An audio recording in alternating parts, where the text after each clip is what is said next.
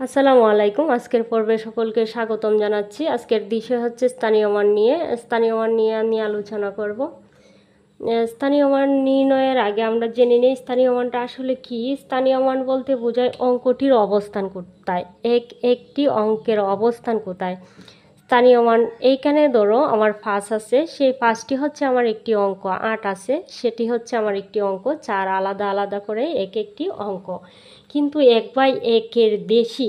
আর এই যে সব কয়টা অঙ্ক, একটি এখন আর অঙ্ক নেই, এই সবগুলা হচ্ছে একটি সংখ্যা।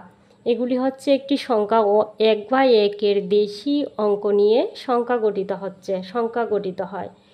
সংখ্যার দু রকমের মান আছে, একটা হচ্ছে স্থানীয় মান আর একটা হচ্ছে প্রকৃত মান। আমরা আজকে স্থানীয় মান নির্ণয় করব, স্থানীয় মান দেখব।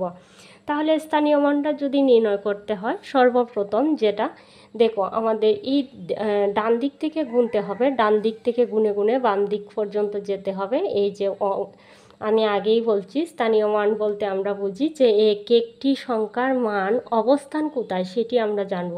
আর স্থানীয় মানের উদ্দেশ্যই হচ্ছে একটি অঙ্কের অবস্থানটা কোথায় আছে সেটা জানা। তাহলে এই 5 আছে এইখানে, তাহলে 5 কোথায় আছে? এককের ঘরে। 8 আছে এইখানে, 8 কোথায় আছে? দশকের ঘরে। 4 শতকের ঘরে। 3 হাজারের ঘরে। 2 হচ্ছে অযুতের ঘরে। 5 আছে লক্ষের ঘরে। তাহলে আমরা কি জানি? 5 কোথায় আছে? এককের ঘরে। তাহলে আমরা কিভাবে 5টাকে প্রকাশ করতে পারি? 5 হচ্ছে একক। তাহলে এইখানে তুমি লিখবা 5 একক। 5 যদি একক হয়, তাহলে আমি এইখানে একটা দাগ টানবো, এইখানে আমি 5 লিখে দেব। তাহলে 8 কোথায় আছে? একক দশক। তাহলে 8, এইখানে আমাকে 8 লিখতে হবে। আমি আবারও বলি, আমি উপরে যতটা সংখ্যা পাবো নিচে আসবো, উপরের সংখ্যাগুলি আমার শূন্য হয়ে যাবে। তাহলে দশক যদি লিখতে যাই, তাহলে আমি কোথায় লিখবো? দশক কীভাবে লিখবো? দশকটা হচ্ছে আমার 8 যদি দশক হয়, তাহলে ধরো আমি 8 যদি এইখানে লিখি, তাহলে এইখানে কিন্তু 8টা 8 দশক হচ্ছে না, এককই হচ্ছে। তার সাথে আমার কি করতে হবে? শূন্য যোগ করতে হবে। তাহলে একক দশক হলো। তাহলে এইখানে আমার 8টা কত? দশক। তাহলে এইখানে আমি 8 লিখব। 8 দশক। 8 দশক। তাহলে এখানে আমি কী করব? সর্বপ্রথমেই 5টাকে শূন্য বানিয়ে দেব, তারপরে লিখব 8 হচ্ছে 8।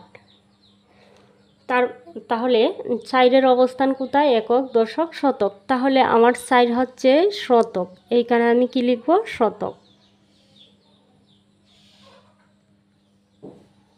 তাহলে এই শূন্যটাকেও আমি শূন্য বানিয়ে দেব, এই 8টাকেও আমি শূন্য বানিয়ে দেব। আর এইখানে কত ছিল? 4। তাহলে আমি শুধু ডান দিকের দিকে সরে আসব, শতক।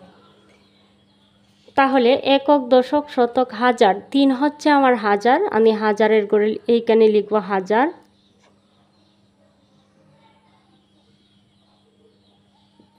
এবার হচ্ছে আমি 4টাকে শূন্য বানিয়ে দিলাম, এই শূন্য তো শূন্যই আছে, তাহলে 3টা এদিকে চলে আসবে, আমি শুধু ডান দিকে সরতে থাকব।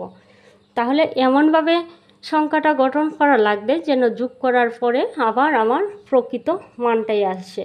এইখানে ছিল 5,23,485, তাহলে যোগ করলেও আমার যেন 5,23,085 আসে। তাহলে 2টা আমার কি? অযুতের ঘরে। তাহলে এইখানে আমি লিখব 2 অযুত।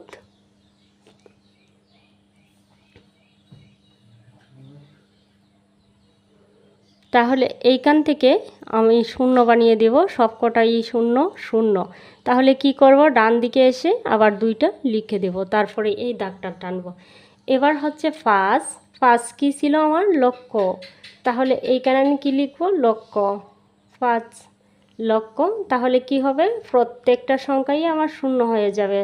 তারপর যোগফলটা আমার ঠিকই আসবে 5,23,485। তাহলে এইখানে 5 লক্ষর জায়গায় আমি এসে কি লিখবো? এইখানে একটা দাগ টানলাম আমি, 5।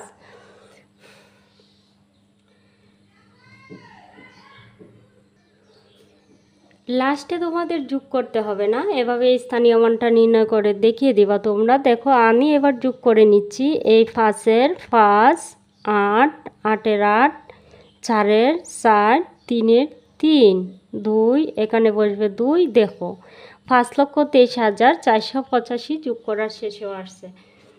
তাহলে এই যুগটা তোমাদের দেখাতে হবে না। আমি আশা করি তোমরা বুঝতে পারছো। আজকের একটা স্থানীয় মান থেকে তোমরা প্রতিটা স্থানীয় মানই নির্ণয় করতে পারবা। আমি এখানেই বিদায় নিচ্ছি। সকলের মঙ্গল কামনা করে এখানেই বিদায় নিচ্ছি। আল্লাহ হাফেজ।